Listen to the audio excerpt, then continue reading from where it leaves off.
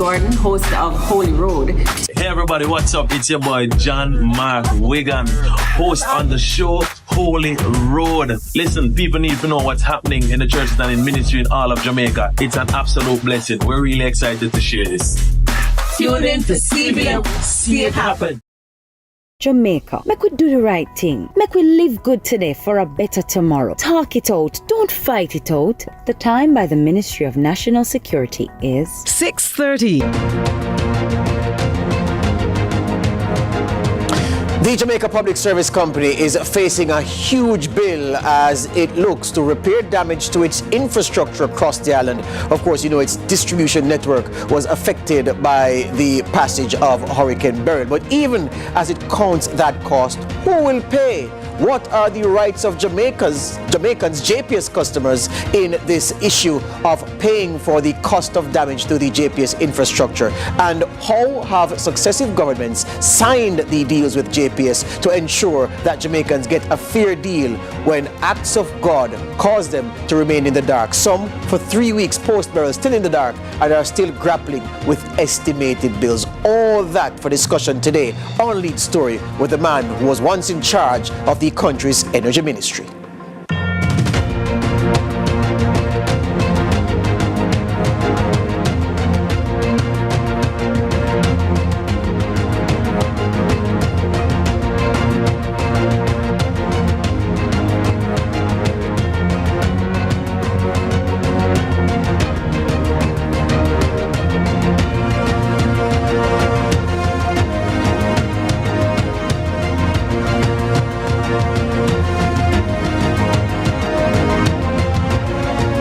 Welcome to Lead Story here on CVM TV. My name is George Davis. If there was an appropriate headline for a discussion segment on a topic, we have it today: post-Beryl power struggles, as many continue to struggle without power in their homes. 3 weeks today precisely after Hurricane Beryl passed the southern coast of the island and left behind her serious damage, especially in the parishes of St. Elizabeth, Clarendon and Manchester. The Energy Minister, Darrell Vaz, has been in the news almost daily, as you would expect, and he has been taking on the JPS in regards to the company's the pace at which the company has gone about restoring power to communities that have been without electricity since Beryl passed early on Wednesday, July 3. Well, early for some parts of the island, late for others, but damaging for some, especially, as I've noted, those in the southern part of the island. Vaz has been saying a lot, talking about what JPS's obligations are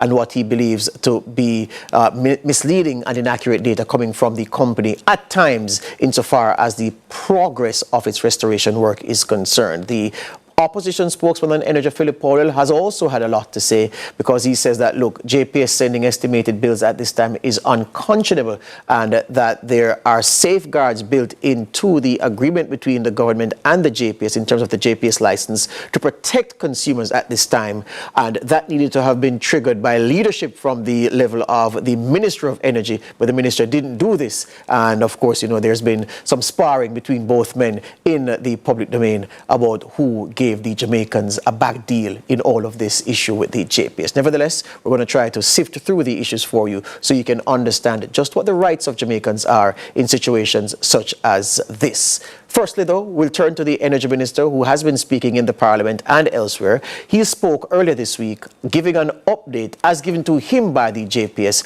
about the progress of the restoration work. I have major issues with the response management in relation to where we are after 3 weeks. These include JPS's original estimate given to Cabinet for restoration 2 weeks ago that has been missed. JPS's deadlines published for parish by parish restoration, which has been missed. And let me just state, Madam Speaker, that I got JPS to agree to give 3-day schedules showing the areas that are projected to be restored every 3 days, published on their website and all over social media, and I share it with my parliamentary colleagues on both sides. Areas where the JPS has indicated that are restored, and upon checks made, they are not fully restored. What do I mean by that, Madam Speaker? They say sections. And I have a situation just yesterday where the member from North Central Clarendon showed me sections of Moko. And when I made inquiries and asked him to give me evidence, over 50% of Moko was not restored. So therefore, Madam Speaker, we have to give accurate information and detailed information to reduce the frustration and the misery index. As of my last meeting with JPS management on Saturday morning, I was not satisfied with the answers to my many questions that JPS truly understands the pain and suffering of the people of Jamaica and the JPS customers after 3 weeks. Since then, I have taken the following steps. I contacted the OUR and asked them to convene a meeting with the JPS as the regulators. Subsequently, on receipt of the letter from JPS for force majeure clause to be introduced, I subsequently sent that to the AGC, the Attorney General's Chambers, and the OUR for their response to me. That's the Energy Minister, Daryl Vaz, speaking in the Parliament earlier this week. He also responded to the criticisms of the JPS's pace of work and, of course, his actions as Minister to act in the best interest, well, to ensure that JPS acted in a manner to safeguard the interests of its hundreds of thousands of customers across the island. Philip Paulwell, he said that, look, Paulwell has no moral authority to talk about provisions in the agreement that we have with the JPS based on what he did and the lenience in the agreements that he signed with JPS when he was in charge of the ministry under the PNP administration. This is what Vaz had to say. All right, so we don't have that. So we're going to go to Philip Paulwell. He's online now, the opposition spokesman on energy. Mr. Paulwell, let's save the cut and thrust with Mr. Vaz until later, if at all, because what I really want to get to, the safeguards built into the Electric Lighting Act and, of course, the agreement between the government and the JPS to ensure that in times like these, when JPS has millions to spend to repair damage, extensive damage to its infrastructure, that the Jamaican customer is not left holding the bag. What, if anything, is there to protect the Jamaican customer? All right, and good evening to you and yours. May I just start by saying that I acknowledge that the current restoration efforts have been very frustrating, have been inconsistent. In fact, the minister reached out to me to ask me to undertake, to coordinate on behalf of the opposition members of parliament, those areas that were in dire need. And I have been in touch with him. He's had to apologize to me many times because he has come back to give me the assurances that he has received from JPS, and they have been wholly unsatisfactory. I believe that the company really did not prepare itself as it ought to for what has occurred, and I think also that it has now got into the stage of over-promising and under-delivering. In relation to the situation where a hurricane occurs, the consumers already pays their share of that burden. Some time ago, a fund was established, and each consumer contributes to that fund to the extent that the fund is now $50 million. When was the fund established? It was established some years ago. I'm sure it was under my regime. And that is the contribution that the consumers pay. Whatever else has to be paid, that has to be borne by the JPS company, right? So that can't be an excuse for the slow pace in the restoration effort, because the money is there. And once they can prove the extent of the damage, then the OIBOR will allow them to draw down. What I believe is that they just have been unprepared. The necessary things that should have been done before the hurricane season. So, for example, the reports I'm getting out of places like South Manchester and others, is that a lot of the damage was caused by trees, either falling on the power lines or the limbs blowing and damaging power lines. Now, that should not have happened because they should have prepared themselves properly. And what I'm saying to them now, because we are early in the hurricane season, we need to make sure that once you complete this effort at restoration, you don't relent. You have to continue to ensure that we can deal with the rest of the season. I wanted to distill a couple of issues for me here. So you've said, well, it's clear to me that based on the fund, the fact of the fund, and it being continuously seeded by the consumer, it now has, you say, about $50 million US dollars? $50 million US dollars, that's a lot of money. Of course, good. So 50 million US, and that, so what will happen if the OUR approves the request for JPS to tap into that fund to fund repairs caused by Beryl? Whatever is in excess of that 50 million will be borne by the company and not the consumer. Am I hearing you correctly? Yes, that is correct. But I don't see where the damage that they have incurred so far could ever get to 50 million US. All right. That's one. When Gustav hit, were you the minister when Gustav hit? That was what year? Remind me. Gustav was 2016 or? Well, you wouldn't have been the minister because you left office in February 2016 and there would be no hurricane then. But when with each hurricane. 2008, I'm being told by my producer 2008. So that would have been under JLP administration in 2008. Good. But the Gustav bill, I remind you, the Gustav bill was about $103 million, although Jamaican dollars, but still a hefty bill nonetheless. So the point I'm driving at is this. I'll work with your estimate because you have the informed perspective. You wouldn't expect the damage to cost 50 million US dollars. But even whatever the cost of the damage, the Jamaican people want to be clear this evening that they will not be asked to spend a penny more to help JPS fix the damage caused by Beryl. It would be unconscionable. Multiply 50 million by $150 and you get the Jamaican amount. That's billions of dollars.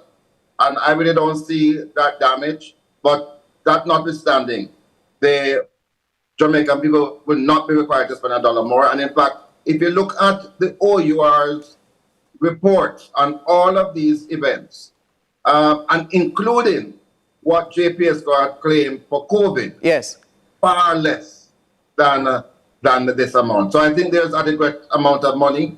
I think we probably need to start a discussion now on how to use some of those resources to prevent some of the things for the future, such as, for example, going underground. I believe. But they keep saying it's so expensive, Mr. Paul, and they cite Hope Pastures. Well, people cite Hope Pastures as the example that should have been followed all over the country. Every time you mention that in an interview, JPS says the cost is prohibitive. I haven't seen those costs, and I would challenge a company to show me those costs that will suggest that we don't have the wherewithal now to at least start that process. And you could start it in the built-up areas like the corporate area, Monte, so on, and to also to recognize our commitment to the disabled community as well, because as you know, we have signed a disabled law. And one of the requirements is that we make our passageway, public thoroughfare, safer for members of this disabled community. Hear you on that. Hear you on that. Hold the line for us, Mr. Paul. We'll have to take a break here on Lead Story. Much more on the other side. This need not be a cross-party battle over power restoration. Both Minister Vaz and spokesman Powell are agreed on one thing, that the consumers have been in the dark for too long in the southern parts of the country, worst affected by Beryl. Both are agreed that the JPS has been working slowly, and I don't see why that should be the germ of any problem between both men on this very, very important issue to so many of our countrymen and women. More on Lead Story after these.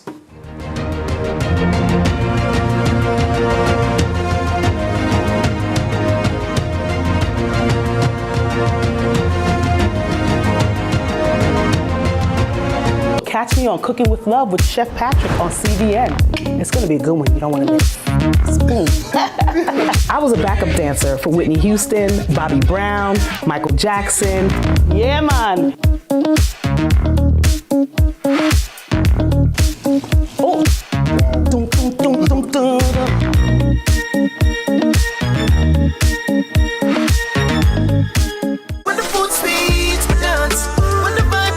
The time by Grace. Taste that moves you is 6:45.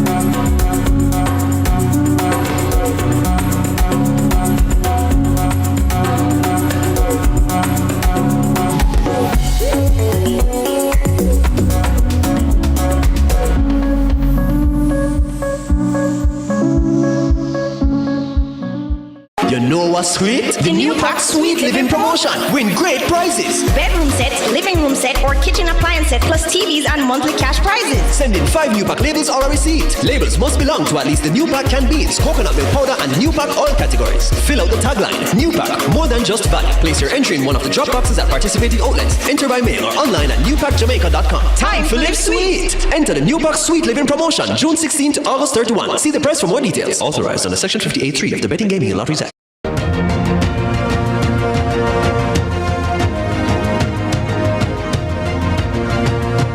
Come back to Lead Story, speaking with the opposition spokesman on energy, Philip Paul. He's also the Member of Parliament for East Kingston and Port Royal. We're talking about the power issues post-Hurricane Beryl. So many of our brothers and sisters been in the dark since July 3 when Beryl passed, and the misery among the people in those communities worst affected by Beryl and without power, the misery level is very, very high. Mr. Paul, the issue of estimated bills I want to turn to now, because every time the phrase estimated bills is uttered, Jamaicans just get dark. They just start seeing red because they don't want to have anything to do with an estimated bill, especially in these times when JPS has so many smart meters installed, has so many more to install, and of course has the manpower to physically read meters. I want to put the issue to you like this.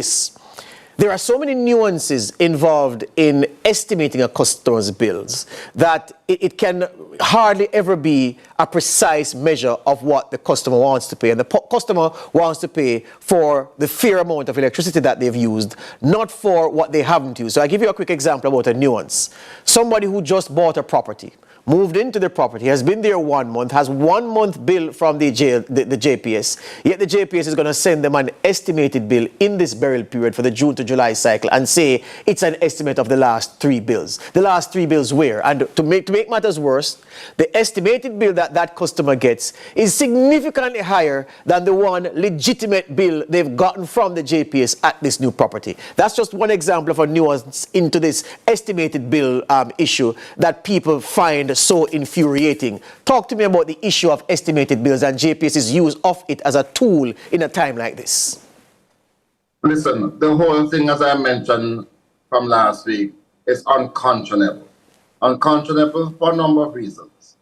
One, people are still suffering from the ill effects of Hurricane Beryl and the fact that they have not had electricity.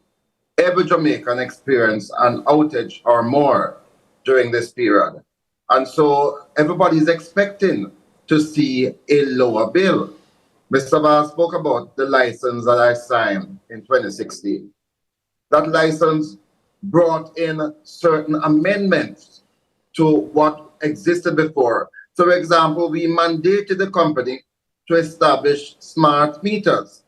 And I'm now told that there are 400,000 smart meters out of a customer base of about 600 and odd, bearing in mind that 200,000 people steal electricity.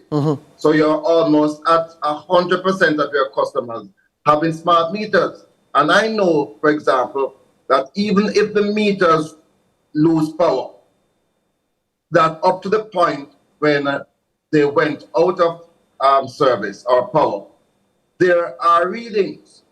And my word to the JPS group, rather than going to estimated bills in this time of hardship, go to the last reading of those smart meters and use those as the bills, which will show that the usage for every single consumer this month will be lower than the month before or the 3 preceding months. But the obvious question, Mr. Paul, is this. The obvious question I can hear somebody asking, so I'm going to ask it on their behalf.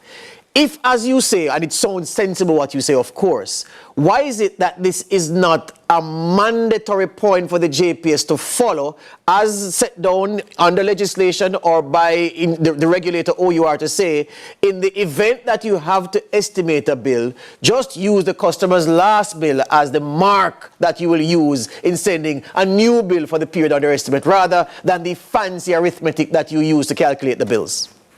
Yeah, well, you know, the power lies really with the OUR. They are the regulator. And to be fair, over a number of cycles where we have seen so-called acts of God, including COVID, the OUR did not allow it. And I'm almost certain if they had adjudicated on this matter, they would not allow it either. It is really unconscionable. JPS could have gotten a windfall, an absolute windfall, undeserved, if they were able to carry through this threat. So I'm happy that they have retreated, and I hope it never recurs. Yeah. The issue of I want to ask you something about generation and distribution and the separation of both. But before that, the issue of the relief package that JPS has unveiled, in the face of public pressure, it must be said, but they could have dug their heels in as the monopoly and carried on. Your view on the measures as announced, the discounts and the other attendant measures? Yes, well, last week Friday, I did say to the public, to the JPS that they should rescind this issue of estimated bills and instead offer significant discounts to consumers. 20% is not really the level that I was expecting. I was expecting in this time of hardship a 50% discount, but they have moved in that direction, 20%. And I am hoping still that they will entirely revoke within this issue of estimated bills. We haven't heard a final word on that, but I'm hoping that that will be the end of the matter. And as I mentioned before, the OUR does have the power to adjudicate. And in so many instances, I've looked at reports from the OUR after so many different hurricanes, including the act of God of COVID, and they refused to enable the JPS to do estimated bills. On the three peaks of in the power business, as I'm calling it, well, I'm basically simplifying it for my audience so that everybody understands us. Transmission, distribution, and generation. Do you think that there needs to be degrees of separation between and among those three pillars, if you want to call them that? Well, in the license that I updated in 2016, I mandated that in relation to their accounting, that be done. So for their accounting now, you do have generation, you do have transmission and distribution, and there's another element called dispatch. I believe that the time has come, and as the government has the opportunity to renew a license in 2027, I think it's time now for the company to be split into these separate and distinct areas so that their operations can become far more transparent, and that the Jamaican consumer who has to pay the bill is able to distinguish where you have inefficiencies, as undoubtedly we the JPS has, and as we look to our future. I said in Parliament yesterday, I don't think the media really captured or understood the point I'm making. In a very short while, we're talking about months, the Jamaican consumer will have a perfect substitute for JPS in that with the lowering of prices for storage of renewables, and by renewables I'm focusing a lot more on photovoltaic solar, the price has dropped dramatically. So you can have in a short while now 24/7 electricity at 50% or less of the cost of the current rate that Jamaican consumers have to pay.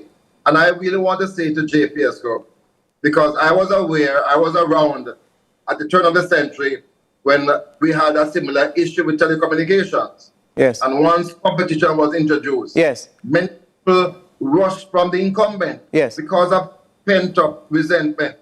I say to the JPS Group, don't wait for this to happen.